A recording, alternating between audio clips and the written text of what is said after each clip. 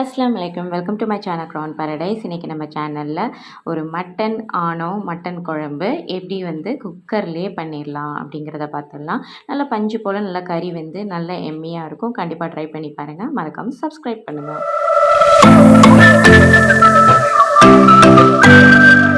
3/4 kilo இறைச்சி நான் எடுத்திருக்கேன். நல்லா மஞ்சத்தூள் உப்பு போட்டு நல்லா க்ளீன் பண்ணி எடுத்து வச்சுருக்கேன். முன்சப்பை கறி தான், கொஞ்சம் பெரிய பெரிய துண்டாகவே எடுத்திருக்கேன். உங்களுக்கு வேணுமான அளவுக்கு நீங்கள் துண்டு இது பண்ணிக்குவீங்க. எப்போவுமே மட்டன் கொஞ்சம் பெரிய துண்டாக இருந்தால் தான் நல்லாயிருக்கும்.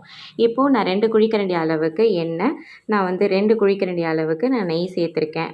நெய் ரொம்ப சேர்க்க வேண்டாம், ஏன்னா கறியில் உள்ள கொழுப்பு எல்லாமே நல்லா நெய் கக்கும்.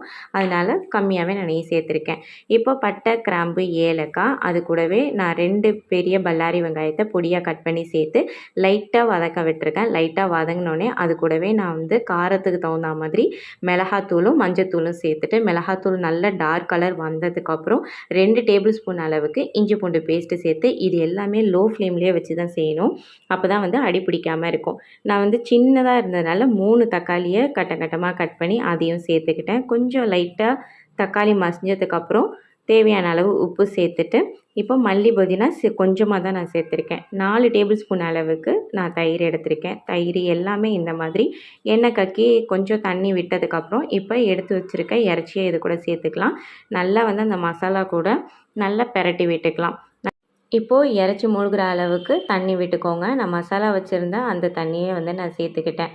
இப்போ இது கூடவே 3 டேபிள் ஸ்பூன் அளவுக்கு நான் மல்லித்தூள் எடுத்திருக்கேன். 1 டேபிள் ஸ்பூன் அளவுக்கு கறி மசாலா எல்லாத்தையும் சேர்த்துட்டு லோ ஃப்ளேம்லேயே ப்ரெஷர் குக்கரை மூடிக்கலாம்.